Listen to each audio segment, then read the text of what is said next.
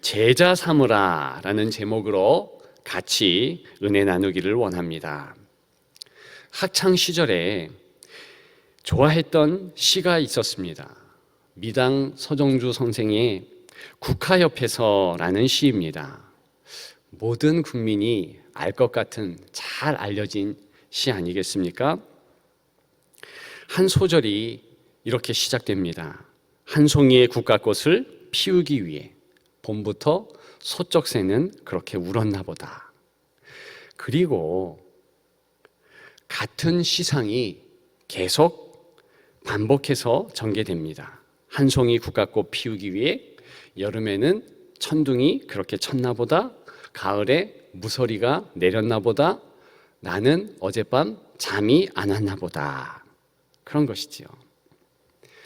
지금 사건이 그 이전 사건과 연관되었다는 것입니다. 어떤 인과관계가 있다, 그런 느낌을 받았다는 것입니다.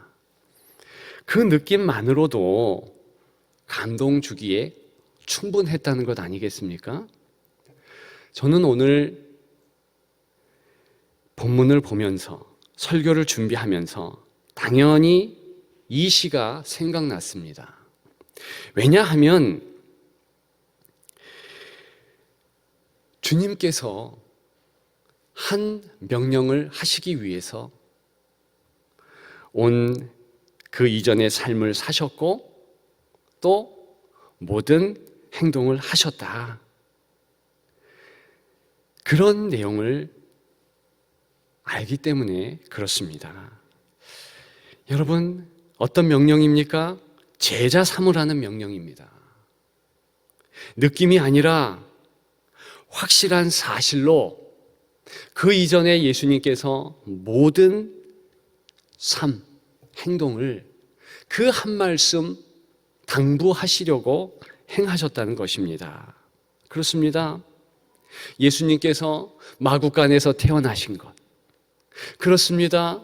우리 예수님께서 십자가에 달려 모진 고난을 당하시고 돌아가신 것. 그렇습니다. 우리 예수님께서 부활하신 것도 오늘 제자들에게, 저와 여러분들에게 이 말씀을 하시려고 행하셨다는 것입니다. 느낌이 아닙니다. 사실이라는 것입니다. 제자들은 예수님께서 제자 삼으라 명령하실 때 어떤 마음을 가지고 그 당부의 말씀을 받았을까요? 저와 여러분들은 어떤 마음으로 이 명령을 받고 있겠습니까? 오늘 짧은 본문입니다. 그러나 많은 명령이 나오는 듯 싶습니다. 19절에 보면 가라, 이런 명령이 있는 듯합니다.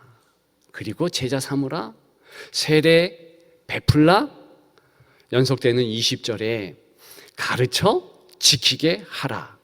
그러나 예수님은 단 하나의 명령만을 말씀하셨다는 것입니다. 다른 것은요, 사실 명령이 아니고 부속 행동의 의미 있습니다. 원문에 보게 되면 단 한 가지 명령이라는 것입니다. 나머지는 가는 것, 세례 주는 것, 가르치는 것, 분사형으로 붙어 있어요. 그 뜻은 귀속 행동이라는 것입니다. 당연히 주께서 명령하신 제자 삼기 위해서는 나가야 한다는 행동이 뒤따릅니다. 그리고 세례 베푸는 행동이 또한 뒤따릅니다. 가르치는 행동이 또한 뒤따르지요. 이 모든 것이 한 가지 명령을 이루기 위함이다. 그것이 오늘 본문의 바른 성경의 내용이라는 것입니다. 저는 이 시간에 이렇게 중요한 한 명령, 제자 삼으라, 이 명령을 조금 더 생각하고 의미하며 마음에 새기기를 소망합니다. 여러분들의 마음에 새겼으면 좋겠습니다. 그러면 예수님의 마음을 알 수 있습니다. 주님의 모든 사역을 이해할 수 있습니다. 그리고 우리의 삶도 승리할 수 있는 것이지요. 과연 제자 삼으라, 이 명령은 어떤 명령이겠습니까? 어떤 의미를 담고 있겠습니까? 첫째는요, 의존하라는 의미입니다. 의존하라. 청년 때 신학교 가기 전에 신문 보급서 총무를 얼마 동안 한 적이 있습니다. 처음에는 열심히 신문만 돌렸습니다. 그 훨씬 이전에 여러 번 신문 돌린 경험이 있기 때문에 추억이 깃든 일이라 참 열심히 했던 것 같습니다. 더 일찍 나가서 하지 않아도 될 신문지에 찌라시라고 하죠. 광고지 끼우는 일도 자진해서 행했습니다. 나중에는 신문 대금, 수금도 또 하게 되었습니다. 그러다 보니 모든 일들을 관장하는 보급소의 총무급이 되어졌다는 것입니다. 좀 있으면 보급소 소장도 하겠다 싶었습니다. 실제로요, 제 주변에는 그렇게 해서 보급소의 소장이 된 분들이 꽤 있었습니다. 보통 배워서 익혀 독립하는 것이 그 업계의 지상 과제였습니다. 신문 보급소만 그랬을까요? 다른 업계도 그랬죠. 작은 가게를 할 때에도 배워야 되는 거예요. 익혀야 되는 거예요. 그래서 독립하는 것입니다. 모든 부분이 그렇지 않습니까? 예수님 당시에도 그런 문화가 보편화되었다는 것입니다. 소위 도제 제도지요. 배우고 익혀 독립하는 것입니다. 예수님이 제자를 부르며 숙식을 함께 하실 때 제자들도 그렇게 생각했습니다. 일정 시간이 지나면 독립할 것이라고 각오했던 것이지요. 그것은 당연한 일이었습니다. 당시 문화가 그랬다는 것입니다. 그런데 드디어 오늘 본문에서 예수님이 제자 삼으라 그렇게 명령하셨습니다. 듣는 제자들은 어떤 마음이었을까요? 올 것이 왔구나 생각했을 것입니다. 그래서 따로 나가 독립하라. 예수님의 오늘 명령을 그렇게 오해할 수도 있었겠습니다. 그런데 사실은 그런 뜻이 아니잖아요. 전혀 그런 뜻이 아닙니다. 그 반대였지요. 주님은 세상 끝날까지 너희 무리와 함께 있는다. 연속해서 20절에 말씀하셨습니다. 제자들을 절대 떠나지 않는다는 말씀을 하신 것이죠. 독립이 아니라는 것입니다. 오히려 반대로 더욱 의존하라는 주문을 하신 것이지요. 여러분, 서두에 말씀드렸습니다. 제자 삼으라, 강력한 주님의 이 명령을 마음에 품자 말씀드렸죠. 그런데요, 그 명령과 더불어서 마음에 품을 또 다른 가장 중요한 주님의 말씀이 있습니다. 연속되는 뒷문장, 바로 내가 너희와 항상 함께 있으리라. 그 말씀이죠. 무슨 의미겠습니까? 독립시키는 것이 아니야. 너희들 더 내게 의존케 하는 것이다. 지금 그 말씀을 하시는 거라고요. 우리 주께서는 정말 제자들 독립시키려는 그런 마음이 아니라 더 따라가겠다는 말씀이에요. 다른 성경에서는 그런 스승과 제자의 관계가 어떻게 그려지고 있습니까? 목자와 양의 관계입니다. 역시 꼭 붙어있는 관계예요. 또 어떤 곳에서는 신부와 신랑의 관계로 말씀하십니다. 또 어떤 곳에서는 머리와 몸의 관계로 말씀하십니다. 다 같이 있겠다, 혼자 두지 않겠다, 고아와 과부와 같이 절대로 버려두지 않겠다, 그런 내용입니다. 우리가 잘 아는 요한복음 17장, 그것은 예수님께서 제자들을 위해서 마지막으로 기도하셨던 기도의 내용들이 담겨 있지요. 22절과 23절에 이렇게 말씀하고 있습니다. 혹시 성경 찾으실 수 있는 분들은 찾아서 같이 읽었으면 좋겠습니다. 요한복음 17장 22절 23절의 말씀입니다. 내게 주신 영광을 내가 그들에게 주었사오니 이는 우리가 하나가 된 것 같이 그들도 하나가 되게 하려 함이니이다. 곧 내가 그들 안에 있고 아버지께서 내 안에 계시어 그들로 온전함을 이루어 하나가 되게 하려 함은 아버지께서 나를 보내신 것과 또 나를 사랑하신 것 같이 그들도 사랑하신 것을 세상으로 알게 하려 함이로소이다. 아멘. 핵심은 이것입니다. 곧 내가 그들 안에 있고, 예수님께서 제자들 마음에 오롯이 계신다는 것입니다. 움직이지 않으시고 좌정하신다는 것입니다. 세상 끝날까지 오늘 말씀과 같이 함께 하신다는 거예요. 인도자 된다는 것입니다. 제자 삼으라 명령했지만 제자 삼는 일 걱정하지 말 것 당부하는 것 아니겠습니까? 제자 삼는 것뿐만이 아니라 지금 듣고 있는 모든 제자들의 일거수일투족 일상의 모든 일을 주께서 책임지신다는 것입니다. 어찌 듣는 제자들에게 국한된 내용이겠습니까? 저와 여러분들에게도 역시 주님이 동일한 말씀을 하시는 것입니다. 내가 세상 끝날까지 너희와 항상 함께 하리라. 여러분, 선교를 위해서 아마존의 깊은 정글에 가보았습니다. 거기 가보니까요, 길이 없어요. 지도가 필요가 없습니다. 지도도 있지 않지요.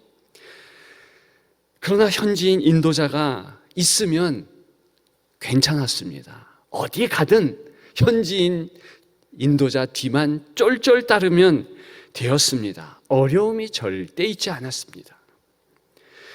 정경 같은 인생길입니다. 인도자 예수님만 있으면 됩니다. 제자들 그냥 두지 않으셨고 저와 여러분들 인생길에서 그냥 두지 않으십니다. 버려두지 않으세요. 따라서 내 힘으로 살아가는 것이 아닙니다. 더 주님만 의지하는 거예요. 찬송 있습니다. 세월 지나갈수록 더 주님 의지한다. 여러분, 저와 여러분들이 의지하는 모습 주님이 바라십니다. 그런 제자들 되시기를 주님의 이름으로 축복합니다. 여러분, 두 번째로 제자 삼으라 어떤 의미가 있겠습니까? 먼저 제자 되라는 것입니다. 먼저 제자 되라. 저는 사범대학을 다녔어요. 교사 되기 위한 소위 그런 대학 아니겠습니까? 양질의 교사 되려면 먼저 양질의 교사, 학생이 돼야 된다. 그런 말을 교수님들로부터 많이 들었습니다. 아마도 당신들 원하는 그 수준에 잘 공부를 하는 학생이 안 되었기 때문에 그런 당부를 하셨겠지요.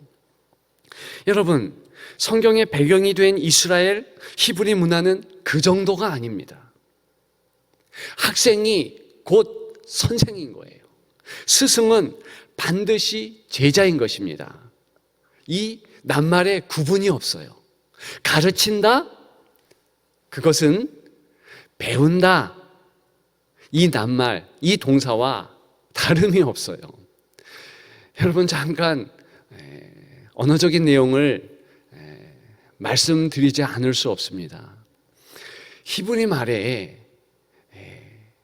가르친다, 그 동사를 만들려면은요, 배우다라는 동사에 강조형 어미를 붙이는 것입니다.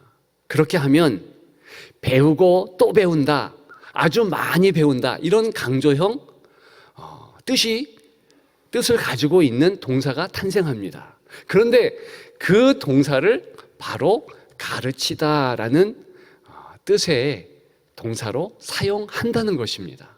그래서 히브리 말에 가르치다 그런 동사는 원뜻이 내가 먼저 배우고 배운다, 그런 의미가 있는 것입니다.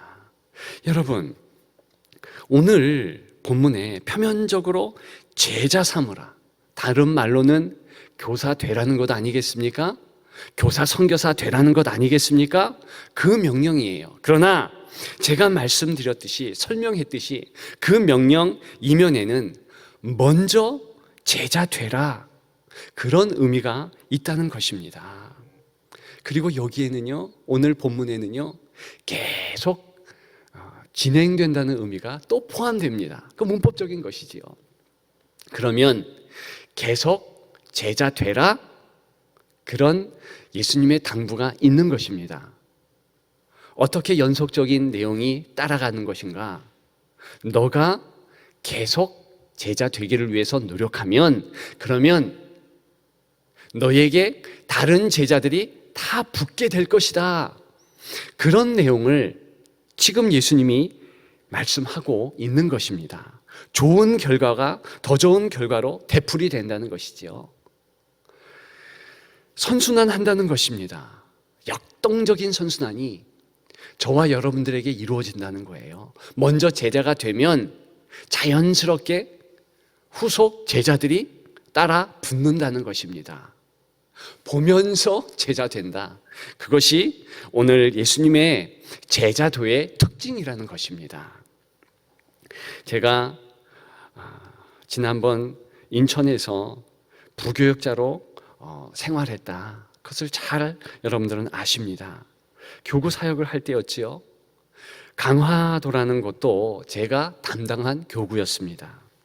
교회에서 그 강화도까지 가는데 가는 것만 2시간이에요. 왕복 짧게 잡아도 4시간이 걸립니다. 신방을 자주 갔습니다. 새가족 신방도 갔고 대신방 신방도 갔습니다. 가서 깜짝 놀란 한 가지 사실이 있었습니다. 그 강화도가요, 인천뿐만이 아니라 전국적으로 복음화율이 최고라는 것입니다. 거기에는 이유가 있었어요. 지금으로부터 120년 전에 강화도 선교 초기에 온전하게 되려고 하는 그런 한국인 제자 되려고 하는 성도들이 있었다는 것입니다. 때는 1892년 미국 존스 선교사가 처음으로 강화도 지역에 선교를 했습니다. 그 첫 번째 교회를 개척했는데 강화 교산교회예요. 근데 그 교회는 별로 중요하지 않습니다. 왜냐? 별로 교인이 안 왔어요. 정말 강화도라는 지역이요, 유교 문화 또 샤머니즘 문화가 강력했습니다. 다 동네 사람들이 배척한 거예요. 그 가운데 철저하게 배척한 인물이 있었으니 그 사람이 한 마을의 서당 훈장이었죠. 김상임이라는 사람이었는데 상당하게 완강하게 복음을 거부하고 내쫓으려고 선교사 가라, 그런 운동에 앞장섰습니다. 그런데 그가 어찌 해가지고 은혜 받게 된 거예요. 어떻게 예수 믿게 된 것입니다. 붙잡힌 것이죠. 그가 예수 믿자 엄청난 일들이 연이어 벌어졌는데 그 첫 번째가 가장 친한 친구, 이 사람도 극렬히 예수정이 물러가라 이렇게 반대했던 그런 사람인데 이 사람이 예수 믿게 됩니다. 박능이라는 사람이에요. 그런데요, 이분이요, 예수 믿게 되자마자 자기 집을 교회당으로 만듭니다. 토담을 쌓고요. 그렇게 해서 두 번째 개척된 교회가 홍익교회라는 교회예요. 이 교회가 대단한 교회입니다. 7명이 모였어요. 초기에 이분들이요, 무슨 열정이 있었냐면 우리가 예수님의 진짜 제자가 되자. 초기에 사도들이 예수님을 따랐던 것 같이 한국의 첫 제자가 되자, 첫 열매가 되자. 그러면 어떻게 해야 되는가? 기도했던 거예요. 야, 먼저 우리 지역에 산업공상 이런 것 없이 하자. 우리 교회부터 양반이 무슨 중요하냐, 상인이 뭘 중요하냐, 양반 상농 구분 없이 족보가 뭐가 필요하냐?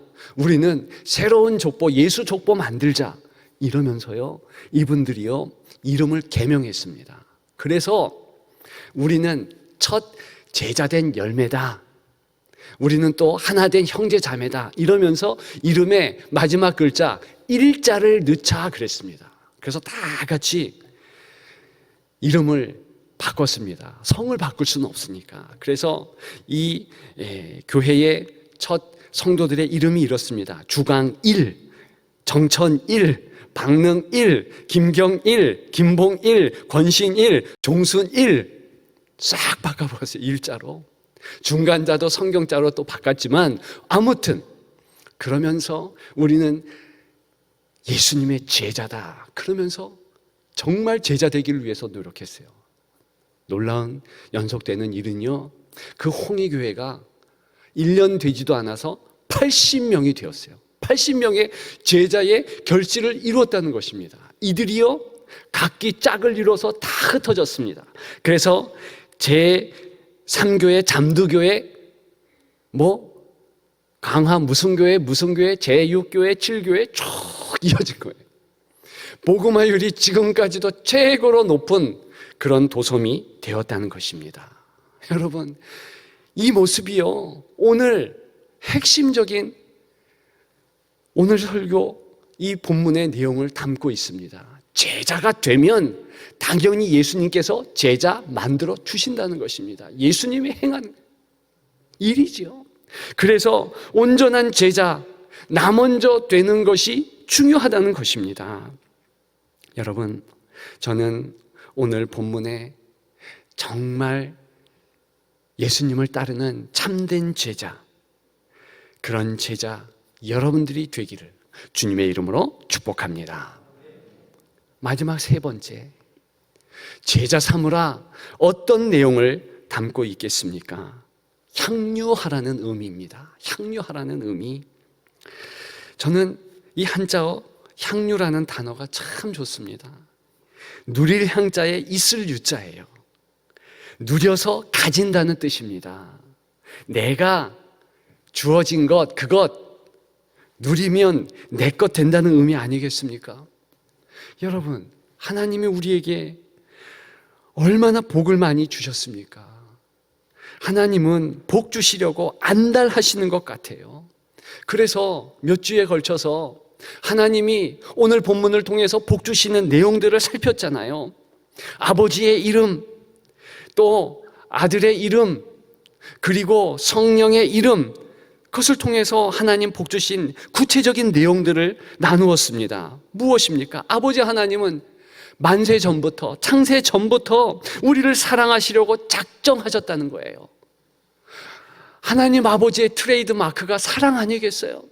처음부터 끝까지 사랑하시고 독생 성자 예수님도 우리를 위해서 내어주셨죠. 예수님이 우리를 사랑합니다. 그러나 하나님 아버지와 비교한다면 적어지는 사랑이에요. 그래서 하나님 아버지의 사랑이다. 예수 그리스도 어떤 은혜를 우리에게 주셨습니까? 죽기까지 죽으신 것이잖아요. 십자가에 줄 것 다 주는 그런 은혜를 베푸셨습니다. 그래서 축도할 때 하나님의 사랑, 예수님의 은혜, 그렇게 말씀드린다고 여러분들에게 설교했습니다. 그리고 또 한 가지, 무엇입니까? 하늘 가족이 되는 것을 계속 확증하는 성령 하나님의 놀라운 기쁨. 여러분, 그 기쁨, 웃음 이미 우리에게 있습니다. 우리는 참 많은 것을 이미 가지고 있는 것이지요. 교회마다 제자 훈련을 합니다. 우리도 제자 훈련합니다. 여러분, 왜 합니까? 부족해서 채우려고, 뭐가 부족하고 소양이 부족하고 성격이 좀 모나고 그랬기 때문에 제자 훈련합니까? 아니에요. 넘치고 풍성하게 주신 복을 확인하기 위함입니다. 내게 주신 은혜가 얼마나 큰가? 내가 노력해서 된 구원이 아니고 내가 행함으로 받은 축복이 아니고 하나님께서 나에게 너무나 많은 것을 주셨기 때문에 그것 일일이 손꼽으며 확인하는 것이 사실은 제자 훈련이라는 것이죠. 여러분, 그렇지 않습니까?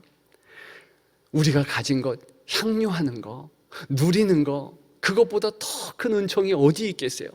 그런데 이것은요, 우리 책임인 거예요. 외모는 부모 책임이라고 합니다. 인상은 내 책임이라고 하지요. 웃음과 기쁨은 더욱 전적으로 자기 책임이에요. 성도 책임입니다. 여러분, 만약에 우리 일상에 웃음이 없고 기쁨이 없다, 누구 책임입니까? 우리에게 주신 하나님의 복을 받아 누리지 못하는 성도 개인의 책임입니다. 여러분, 반드시 그렇습니다. 성도는 어디서나 기쁨이 넘치게 되어 있어요. 보십시오.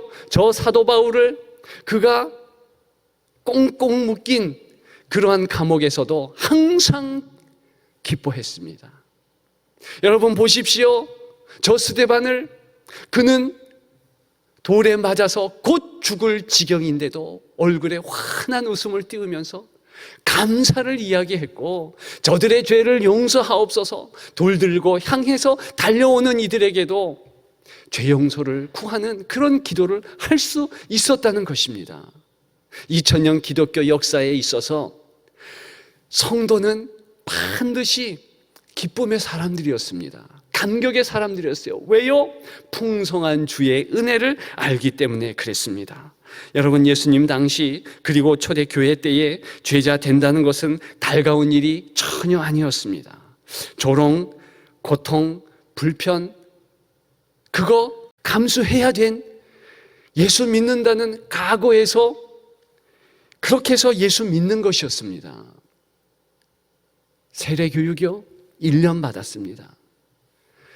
마지막 세례교육 끝날 때 당신은 예수님이 당신의 주인인 것을 선포할 수 있습니까? 그러면요, 두 손 들고 나는 선포합니다. 그러면서 이띠오스 그랬어요.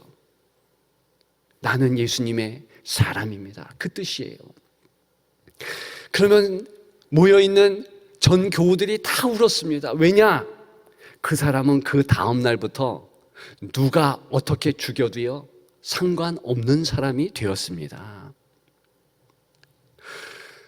죽음을 각오해야 되었어요.